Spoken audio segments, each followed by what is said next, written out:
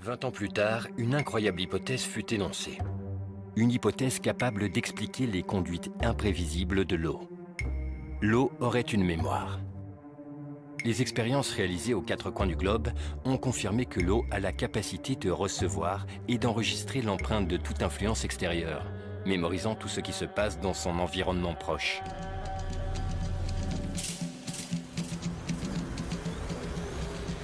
Toute substance qui entre en contact avec l'eau y laisse donc une trace. Nos ancêtres ne l'avaient-ils pas deviné quand ils transformaient l'eau ordinaire en eau curative en utilisant des récipients en argent? À ce jour, l'eau structurée ou dynamique est le meilleur antibiotique qui soit, à tel point que l'armée américaine a utilisé cette eau en Irak et en Afghanistan. Il suffit d'une molécule sur 100 millions de molécules d'eau potable pour détruire tous les germes présents dans une plaie. Le président des États-Unis utilise de l'eau structurée pour se désinfecter les mains. Alors, je me suis interrogé, comment est-ce possible?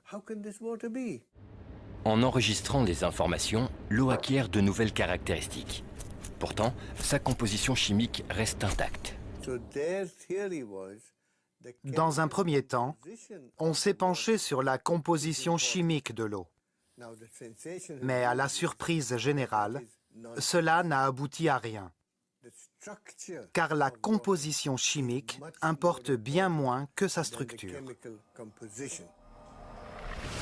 Quand on parle de la structure de l'eau, on parle de l'organisation de ses molécules, de la façon dont les molécules de l'eau s'agroupent entre elles.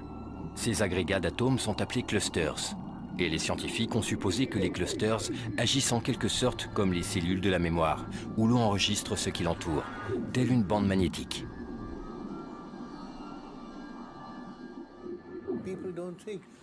Les gens ne se doutent pas que l'eau change lorsqu'on allume la lumière, ou que, sous l'influence d'un champ électrique, l'eau peut changer. Nos recherches actuelles vont dans cette direction.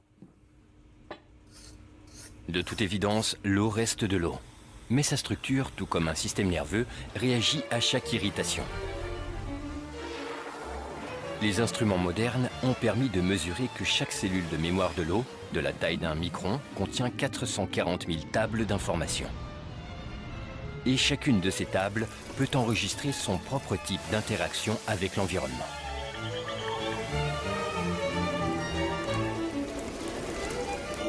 Si on considère un cluster comme un agrégat de molécules spécifiques, alors sa durée de vie est courte. Mais si on le considère comme une structure, que les molécules peuvent quitter et réintégrer à loisir, sa durée de vie s'en voit largement accrue. Et c'est justement cette stabilité de la structure du cluster qui a confirmé l'hypothèse de la capacité de l'eau à enregistrer et à stocker des informations. Peut-être que l'eau est une sorte de disque dur rempli d'informations, unique en son genre. Nous devons connaître son organisation. C'est comme un alphabet.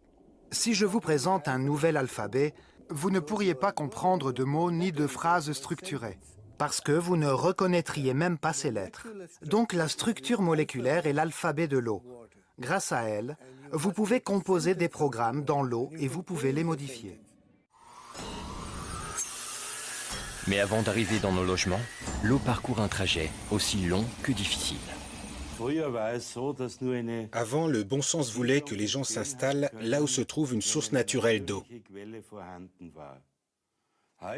Aujourd'hui, cela n'a plus aucune importance, car l'utilisation de la haute pression permet de transporter l'eau sur des milliers de kilomètres. Dans la nature, l'eau suit harmonieusement des courbes, en serpentant sensuellement. Alors que dans un réseau hydraulique, l'eau tourne des centaines de fois à angle droit.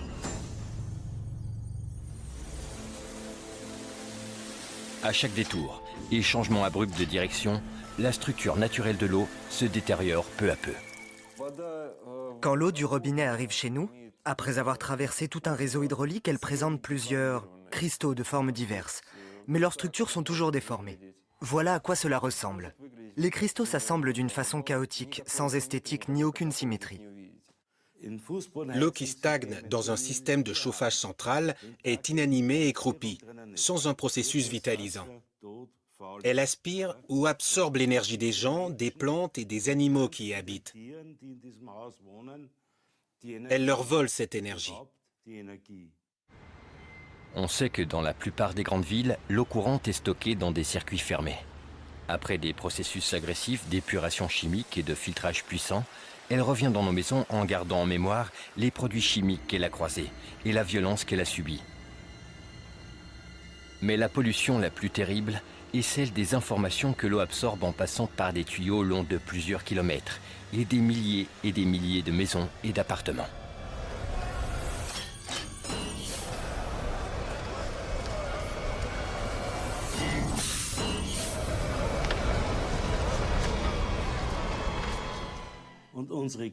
Nous polluons spirituellement l'eau, et nous le faisons de plus en plus.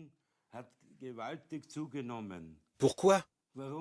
L'eau s'approprie toute la jalousie, les soucis et le stress qu'elle croise. Nous déversons tout sur l'eau. Elle est presque morte quand elle arrive enfin à nos bouches.